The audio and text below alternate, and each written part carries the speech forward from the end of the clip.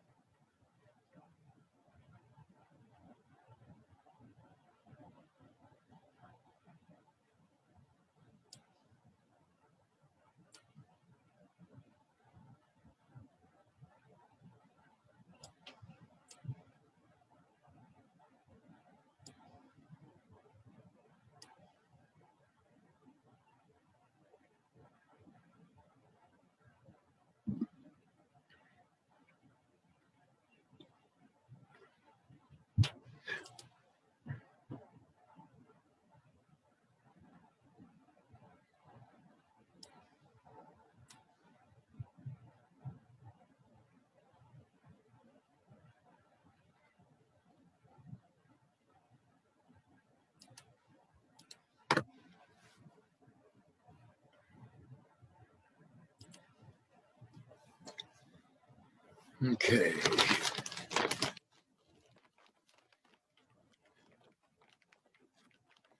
Meetings never seem to start out very big. I don't know why. You would think people would be wanting information about correcting a master trust account.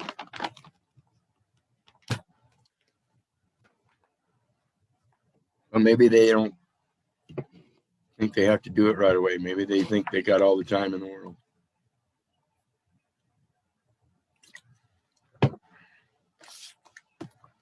I hope not, because things are moving fast nowadays.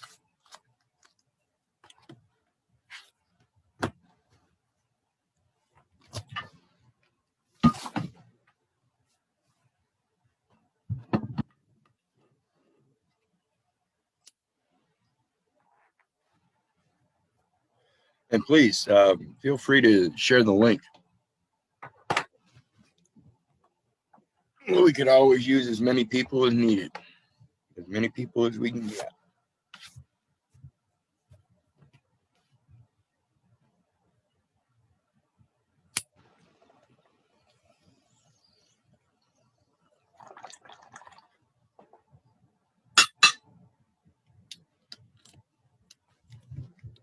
Guess we have to switch.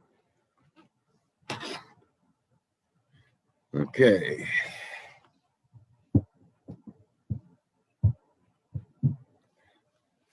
All right. Well, like I said, I hope everybody's having a good day, enjoying life, living life, loving life. We're on part 9 of reconciling the master trust account. And what we've done so far is just some basic explanation of how we're going to start moving into this process. And when we talk about reconciling the master trust account through the Postal One sites, that is an account that you have to set up yourself. So when we talk about the master trust account, we're not talking about the public trust. We're not talking about the Social Security number and the master record or the master record with the IRS. We're talking about establishing a master trust account yourself on the private side. And if you go back and watch those first 8 videos, there's actually 1 Facebook Live and then 7 Zooms. 7 or 8 Zooms, I think, are now on Facebook or on YouTube. And that will explain the beginning process. And tonight I want to talk a little bit about the end goal, because The purpose of trying to establish this trust isn't so that we can continue to operate in their commercial system. It's to show that we are separate from the commercial system and we have the same capacity of life without the use of their instrumentalities. And so our end goal is by putting them to work. Oops, let me pull my screen up. And this is in regards to what I've spoken on in the first few parts, in regards to the birth certificate or certificate of live birth and exchanging it for another certificate. It's 36 CFR 223 subpart 1, stewardship and result contracting projects. And it tells us about the applicability. This part sets forth the regulations applicable to the implementation of Section 604 of the Healthy Forest Restoration Act of 2003. And when we talk about this particular section and the implementation under their federal acquisitions regulations, implementation is a contract. And so that's what they're talking about, is contracting projects. However, as we read further, and here is procurement, which is the same thing as acquisition. And what they're doing is procurement of service contracts. If the Forest Service makes a determination as provided under 223 301B1 of this subpart that a stewardship contract is a contract for the procurement of services, the Forest Service will utilize the contracting procedure set forth in the federal acquisitions regulations. And I speak about this many times. It's Title 48 of the U.S. Code, 52.212-5, wherein it speaks specifically about that implementation. And it says contract terms and conditions required to implement statutes or executive orders hyphen commercial items. So anytime there's an attachment of commercial item following a executive order or a statute, then there's got to be a contract attached. Has to be. Well, this is the part that we're rebutting. We're not contracting. Determination of type of agreement, award of contracts and agreements. That tells us right there there's something different. Contracts are different than agreements. What we're going to do is use of contract or agreement. Notice down here it says award of contract and agreements. Up here it tells us the distinction contract or agreement. So now we see there's a different option besides contracting. Can we agree without contracting? Yes. When the Forest Service initiates a project under this subpart, the Forest Service is not going to initiate. The Forest Service has already got statutes, rules, and regulations under implementation for those that are contracted. A determination will be made whether to use a contract or an agreement to implement the project. So again, we're going to rebut that it's a contract and that the Forest Service initiates a project. They're not the one initiating it. We're not doing it by contract. We're doing it by agreement. We are the initiator. We make the determination whether it is to use a contract or an agreement. Plain and simple. This is the part we need to be very aware of when we reword things. When we exchange that certificate of live birth for a land stewardship record certificate, we're doing it as an agreement and not a contract. We're removing the contract. Anyway, that link and this link is in the chat section right now. And this one here is, like I said, this is our end result contracting projects. We're doing it as a steward. No cost to you, no cost to us. There are no contracts. It is an agreement. At all stages, there is forgiveness for all errors and expenses. All errors and debts are immediately forgiven.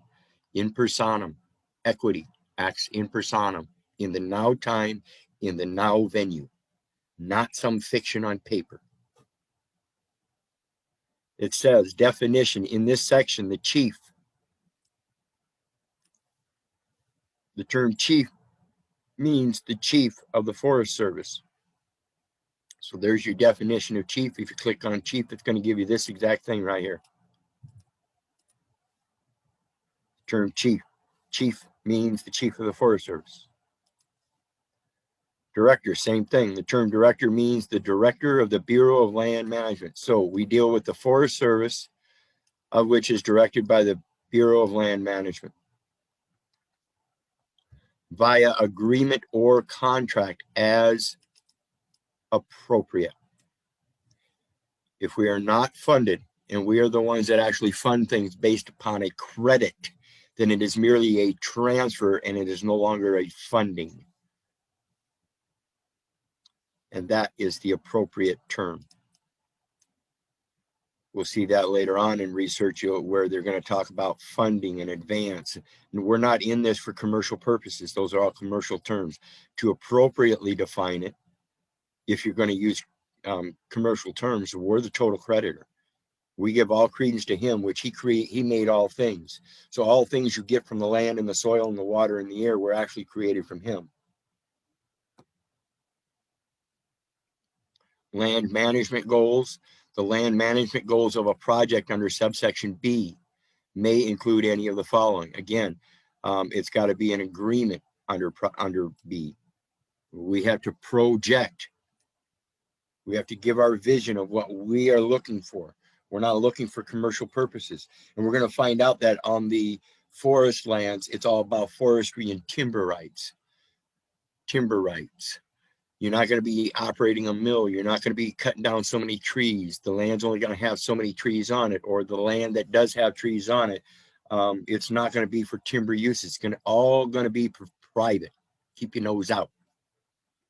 That's how we manage the land. Agreements or contracts, procurement procedure. A source for performance of an agreement or contract under subsection B shall be selected on a best value basis. Great, because a word fitly spoken is like golden apples in silver frames. And so I say, coin the words or purse the lips, because if you know the true value, it's based on doing his good works, knowing that we are all responsible to one another and to God. Contract for sale of property, knowing that every piece of property that we define as, quote, property, no matter where you get this definition, he made all things. It came from him. So even property is his. A contract entered. See, this is the problem. If we enter a contract, then we have exited our actual station in life. We have entered into personage ourselves by entering the contract at the discretion of the Secretary of Agriculture. And that means there's an agricultural lien.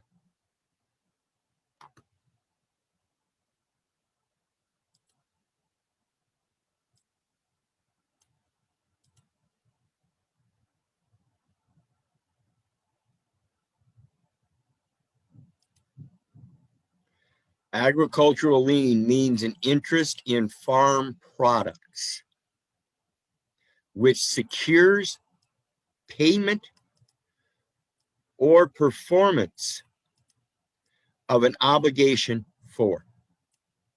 So if we make that obligation the good works, his good works, as we are responsible to one another and to God, then the performance of is a loan unto a nation, for we are to owe no man anything, and we are to be secure in that when we walk in his way. Goods and services furnished in connection with a debtor's farming operation. So when you take out any kind of agricultural lien, you're providing goods and services in replace of that lien, calling yourself a debtor for a farming operation through that entering into a contract, whether it be rent on real property leased by a debtor in connection with its farming operations. which is created by statute in favor of that person, not yourself. The person named on the paper, that's whose favor it's in. So when you give up his favor, when you give up his grace for personage, you give up all favor, all of it, and it all goes to the person on the paper now.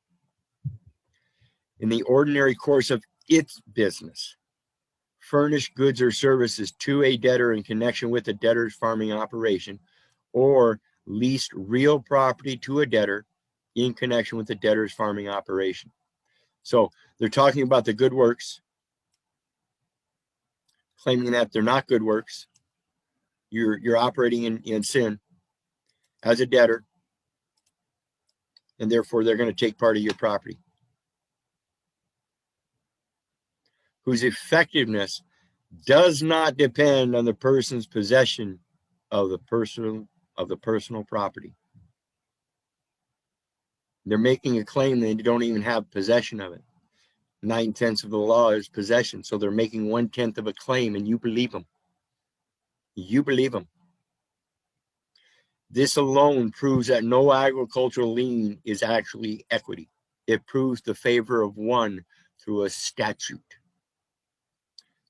Then it goes on in these same terms of definitions, which I posted here, Trilateral Trust and Security Exchange Commission, Section 9, subsection 102, definitions and index of definitions.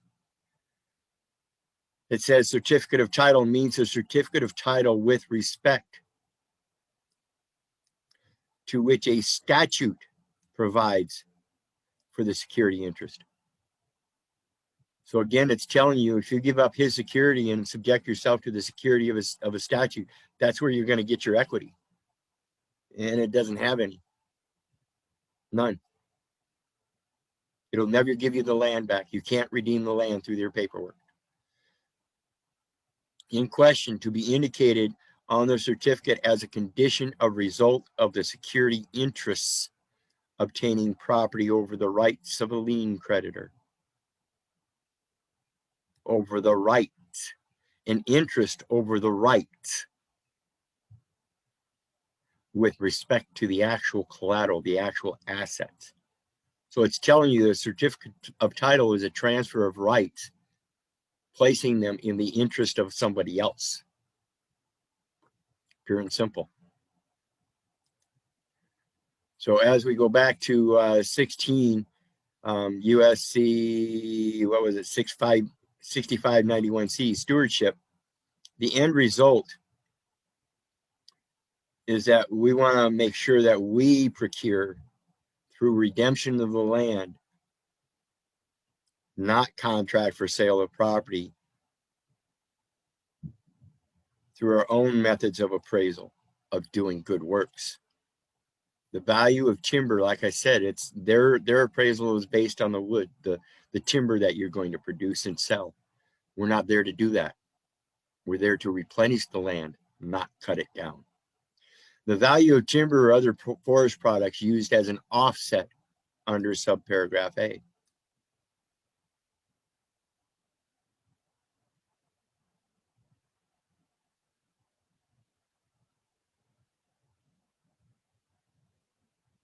In general, the chief and director may apply the value of timber or other forest products removed as an offset against the cost of services received under the agreement. So we see here, this is where they're transferring the rights of the timber to the chief and the director as an interest. Can't do that. Can't do that. You don't have an interest in the land. You can't sell the rights. You can't sell the property rights. You can't sell nothing according to the land, because the land shall not be sold forever, for it is mine, and ye are strangers and sojourners with me. I preserve thee going out and thy coming in from this time forth and even forevermore. For I am the one that ordained thee a prophet unto the nations, sanctified thee before thou camest from the womb, because I knew thee before I formed thee in the belly. What is done is what ought be done. There is nothing new under the sun. As it is written, so shall it be. Shall be determined using appropriate methods of appraisal, commensurate with the quantity of products to be removed. To be or not to be is the question. Be determined using a unit of measure appropriate to the contracts and may include valuing products on per acre basis. Nope, we're not going to value anything but the good works. That's the measure of value. The good works of a man. And a man's talents are worth $75 in gold, or 75 pounds in gold. So if a man goes forth every day with 5 talents, he's worth how much? That's 600 pounds of gold. Relation to other laws, notwithstanding subsection D and G of section 472A of this title, the chief may enter into an agreement or contract under subsection B, notwithstanding the Materials Act of 1947, 30 U.S.C. 602. The director may enter into agreement or a contract under subsection B. So, section 472A of this title, again, timber sales on National Forest System lands. When we get that land stewardship certificate, we're removing it from the National Forestry System. It's now going to be private. We're not in it for timber sales or National Forest System lands. Nope, it's removal. So when we talk about the Materials Act of 1947, that 30 U.S.C. 602A, bidding, advertising, and other notice, conditions for negotiation of contract. We are not negotiating a contract. We are not bidding. We are not advertising. We are giving notice of the conditions for the negotiation. Period. The contract is for the disposal of property for which it is impracticable to obtain competition. You're going to dispose of that paper property you have. You're going to expunge that record. It's no longer going to be confused with my private property. Period.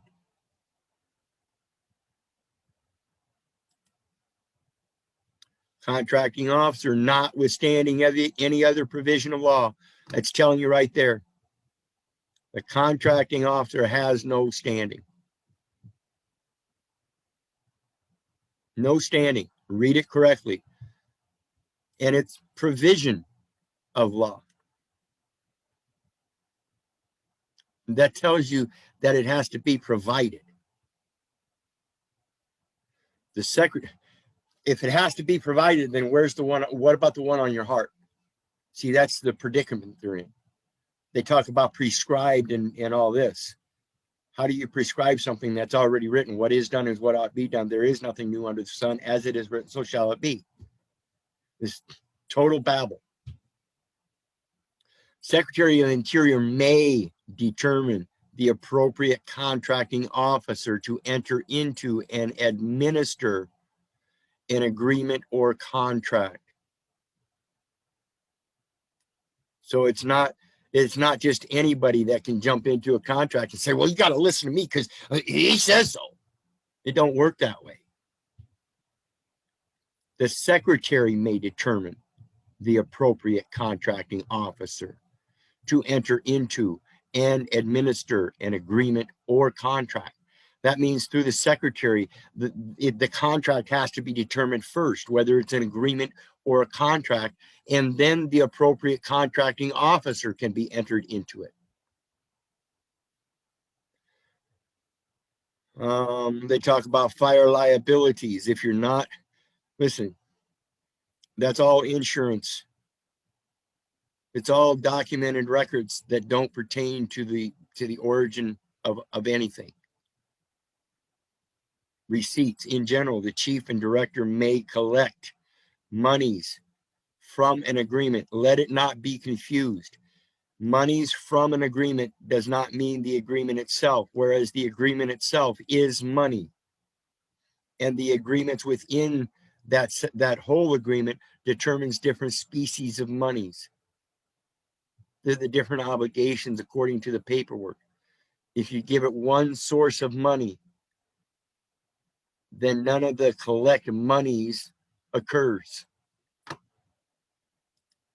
Oh, no man, anything. If the collection is a secondary objective of negotiating the contract that will best achieve the purpose of this section. May collect monies from an agreement or contract under subsection B if the collection is secondary objective. It can't be primary if it is secondary. I'm telling you right there, they already recognize there's a primary element other than money. It's the assessment of the value first. Use. Monies from an agreement or contract under subsection B may be retained by the chief and the director. The only monies they should be retaining are your private documents of issuance of them to keep their nose out of your business. Period. Shall be available for expenditure without further appropriation at the project site. Yeah. Shall be available for expenditure without further appropriation at the project site. At your port, at your trading post, at your entrepot.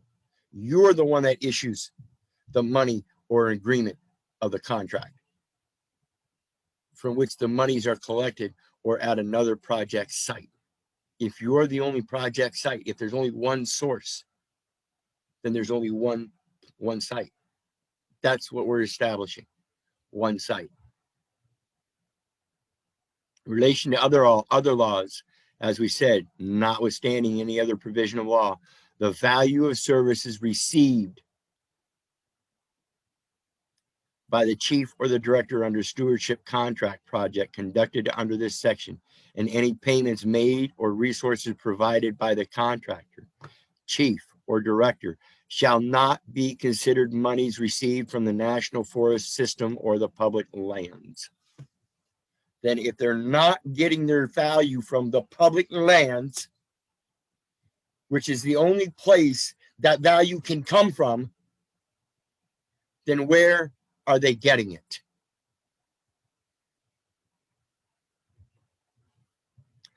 The Knutson-Van Berg Act shall not apply to any agreement or contract under subsection B. Reforestation, establishment of forest tree nurseries, tree planting, seed sowing, and work forest improvement work. Does that sound like replenishing? Does that sound like why it doesn't apply? Does that sound like our reasonable use of terms and conditions stated in uniform with their own code under the conservation laws of the Forest Service, reforestation management, general provisions that we need to be planting trees and not cutting them down?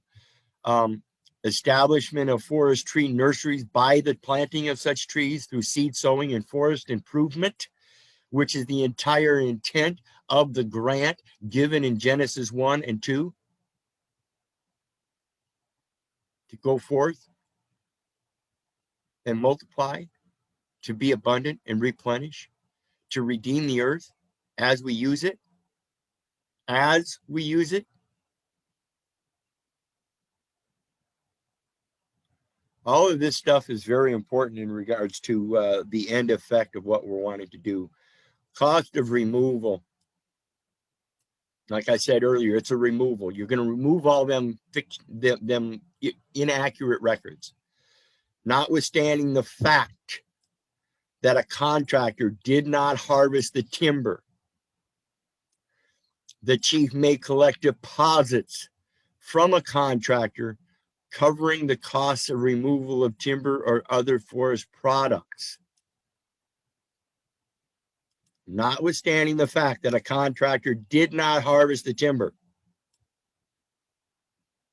the chief may collect deposits from a contractor covering the costs of removal of timber or other forest products under Section 490 of this title and 498 of this title.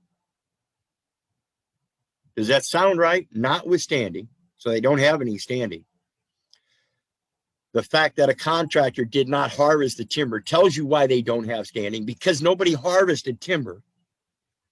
And they're saying that the chief, without standing, may collect deposits from a contractor covering the costs of removal of timber or other forest products. Is that paper a forest product? Or is all the commercial paper forest products? Deposits from timber purchasers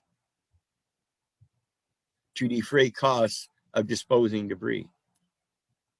So again, we're not harvesting.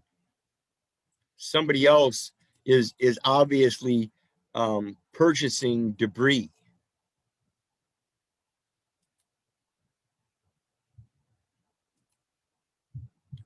$498 cooperative work agreements. Are we doing good work? Disposal of monies received. Refund of excess. Payment from appropriation. Conflict of interest. See, and that's what I mentioned earlier. There's a big conflict of interest here, because if you claim to have an interest in the timber rights and nobody's properly conveyed those rights to your interests, then I beg to question, why do you suppose that you claim any kind of rights at all? I find that kind of stupid. I think anybody of reason and logic would find the stupidity in that. Performance and payment guarantees. In general, the chief and the director may require performance and payment bonds. See what they slipped in there? The chief and the director may require performance and payment bonds. So now we're no longer talking about just payment. Now we have another noun attached to the verb. Payment bonds. Under Section 28103-2 and 28103-3 of the Federal Acquisitions Regulations. So when you get that certificate of live birth and you trade it, one bond for another, a certificate of title for another certificate of title, and convey that the terms therein to its proper use, you destroy everything they've got, every document they've got, every last one, in an amount that the contracting offer considers sufficient to protect the investment in receipts by the federal government generated by the contractor. Again, if we're not contracting, there's no receipts to be generated, no costs, no need for them to protect it. They have no duty. You relieve them of all of their duty from estimated value, because now you have a responsibility to one another and to God. So if you by chance see this land on fire, you have a duty under God and to myself, despite any commercial laws, to send somebody out and help. Because you never know. If you don't get it right away, it might spread to your own fucking yard. This is the reason and logic. Excuse my language. That's the value, folks. Excess offset value. Any excess offset value is going to be coming from me. I owe no man anything. And any excess I will give unto the nations. Biblical. They tell you about it right here. Learn how to read it. Learn how to present it in that scripture. If the offset value of the forest products exceeds the value of the resource improvement treatments, the chief and the director may, the landowner may give it forth freely. End of discussion.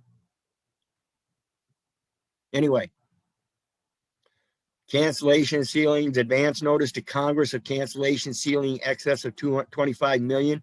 This is the purpose of giving our international notice. Advance notice to Congress. Which Congress? the Congress of the Swiss Confederation, the UPU, Uniform Custom Code, the Congress of the UN, the Hague Convention, all of it.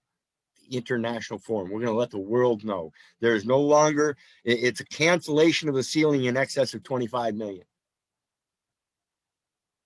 Period. I don't care what the value is. It's no longer being valued at 25 million. It's being valued at the good works of God. Period. Transmittal of notice to OMB, Office of Management and Budget. So now we see we got to include the Office of Management and Budget, along with the Bureau of Land Management and Forest Service.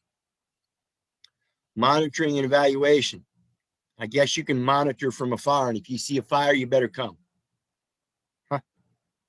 It's as simple as it gets. Other than the chief and director, participants in the process described in paragraph 1 may include. You're the only one that's, when you make this agreement, you're the one that determines. No one's included unless I ask first. One source. Reporting. It's not, there's no longer any need to report because you're not involved. Period. And with that, I'm going to open the floor. I hope that helps everybody comprehend the end goal here is to correct the record, and the record is the land record. They have a false record claiming titles to lands and then giving out certificates of titles and warranty deeds and this and that, and they're all false, every last one of them. And all we have to do is rebut it for the value that it is. Doing good works. Anybody got anything? Any complaints, concerns, comments, compliments? All appreciated. The board is open. We have about 4.5 minutes left.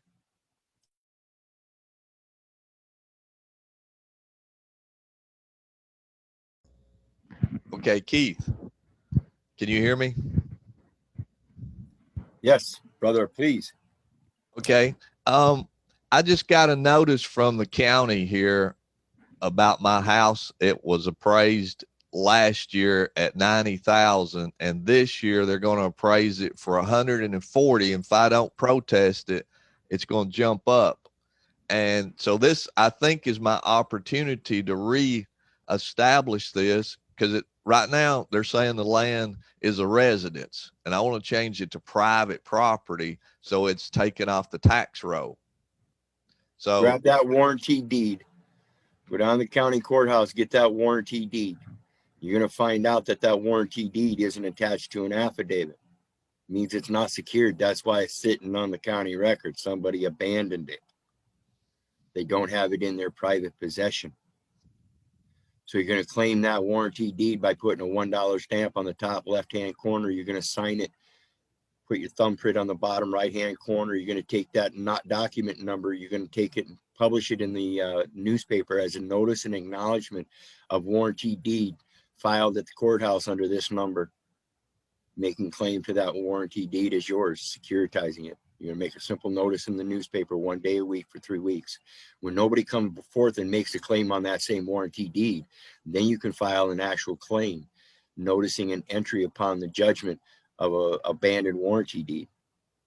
File that same thing 1 day a week in the local newspaper for 3 weeks. Once that's done, then you can make your claim on the international record.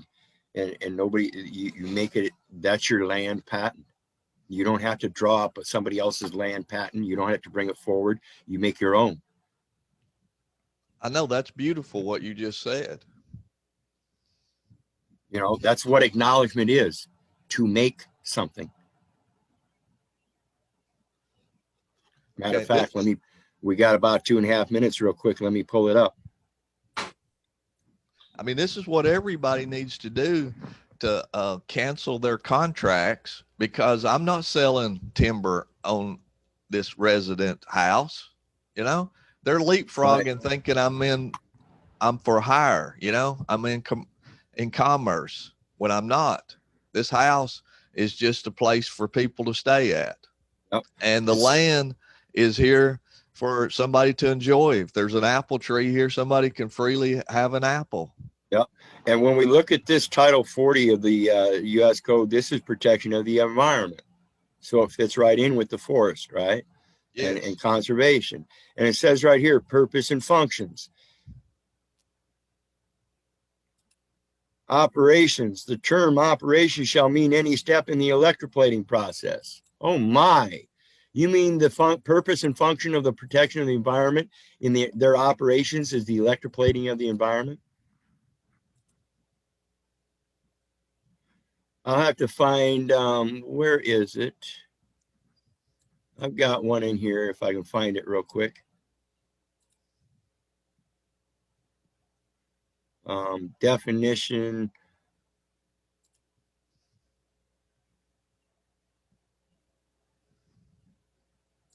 of acknowledge.